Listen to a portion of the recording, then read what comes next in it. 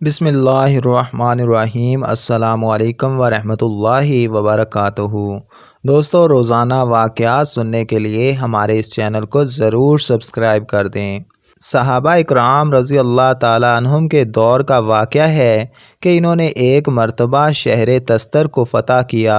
جب فتح مکمل ہوئی تو انہوں نے شہر کا دورہ کرنا شروع کیا تو ایک عجیب و غریب تابوت کے پاس پہنچے جس کے اندر ایک میت رکھی ہوئی تھی اور ساتھ ہی ایک رسالہ رکھا ہوا تھا۔ حضرت عمر رضی اللہ تعالیٰ عنہ کا دور تھا، لہٰذا ان لوگوں نے فوراً ایک عجیب و غریب زبان میں موجود یہ رسالہ یا کتابچہ حضرت عمر فاروق رضی اللہ تعالیٰ عنہ کی خدمت میں بھیج دیا۔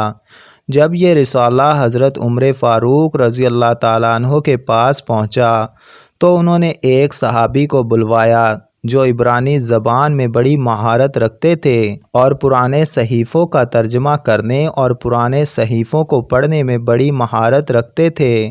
حضرت عمر رضی اللہ تعالیٰ عنہ نے اس صحابی کعب بن زید رضی اللہ تعالیٰ عنہ کو فرمایا، اس پورے صحیفے کا عربی میں ترجمہ کر دیں۔ جب انہوں نے ترجمہ کیا تو حیرت انگیز بات بتلائی کہ یہ رسالہ بالکل قرآن مجید کی طرح احکامات پر مشتمل ہے، یعنی ایسے احکامات جو بہت جامع اور معنی ہیں، اور اس کے اندر بعد میں آنے والی یعنی ہم لوگوں کے واقعات، حالات اور کیفیات لکھی ہوئی تھی۔ راوی کہتے ہیں کہ جو تابوت ہم نے تستر شہر سے ڈھونڈا تھا وہ بڑا ہی متبرک تھا، لوگ اس کو چوم لیا کرتے تھے، اس کی بڑی ہی تقدیس کیا کرتے تھے۔ اگر کبھی قحط سالی ہوتی اور بارش کا کوئی امکان نہیں ہوتا تو اس کو کھول دیتے، اس میں موجود میت کو دیکھ کر فوراً آسمان پانی برسانا شروع کر دیتا۔ اس لیے راوی یعنی صحابی فرماتے ہیں کہ ہم نے اس بدعت اور غلط عادت کو ختم کرنے کے لیے فوراً ہی اس تابوت یعنی میت کو دفن کرنے کا ارادہ کیا، مگر ہمیں یہ ڈر تھا کہ لوگ اس کی عقیدت میں اتنا زیادہ مبتلا ہو چکے ہیں کہ وہ قبر کھول کر دوبارہ اس مقدس میت کو نکال لیں گے اور اس کی بے حرمتی کرتے رہیں گے۔ چنانچہ رات کے اندھیرے میں ہم بہت سارے لوگوں نے مل کر ایک جگہ پر 13 قبریں کھودیں۔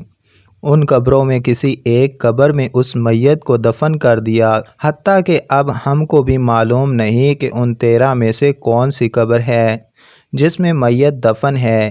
اس راوی صحابی سے کسی نے پوچھا کہ کیا آپ کو معلوم ہے کہ یہ میت یعنی شخص کون تھا، اس کے اعمال کیا تھے اور کیوں اس کو مقدس جانا جاتا تھا؟ انہوں نے کہا کہ یہ حضرت دانیال علیہ السلام کی میت مبارک تھی جو اللہ کے نبی تھے۔ ان کے بارے میں رسول اللہ صلی اللہ علیہ وآلہ وسلم نے یہ ارشاد فرمایا تھا، جس کا مفہوم کچھ اس طرح سے ہے کہ حضرت دانیال علیہ السلام نے جب امت محمدیہ کے لیے اللہ کی رحمتیں اور برکتیں سن لیں تو انہوں نے دعا مانگی تھی کہ ان کو بھی امت محمدیہ میں دفن کیا جائے۔ چنانچہ اللہ تعالیٰ نے اس کا انتظام کیا اور میرے لوگ ان کی تدفین کریں گے۔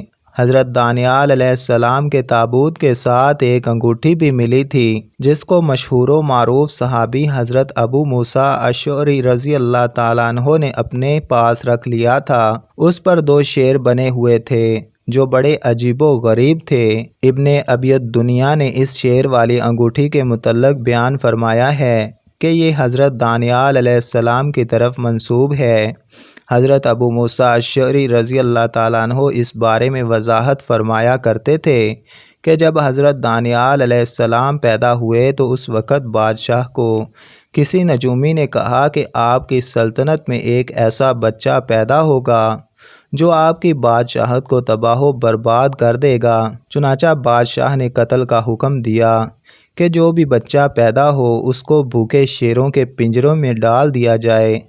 جب حضرت دانیال علیہ السلام کی پیدائش ہوئی تو بادشاہ وقت کے حکم کے مطابق اس نومولود بچے کو بھی رات کے وقت ایک پنجرے میں ڈال دیا گیا جس میں شیر اور شیرنی بھوک سے تڑپ رہے تھے۔ جب صبح کا وقت ہوا تو دانیال علیہ السلام کی والدہ وہی پنجرے کے پاس ہی موجود تھیں۔ انہوں نے دیکھا کہ بچہ تو صحیح سلامت ہے اور عجیب چرچا ہو گیا کہ رات بھر بچے کو دونوں شیر مل کر کھیل کھلاتے رہے۔ اسی واقعہ کو یاد رکھنے کے لیے حضرت دانیال علیہ السلام کی انگوٹھی پر 2 شیر نقش کروائے گئے تھے۔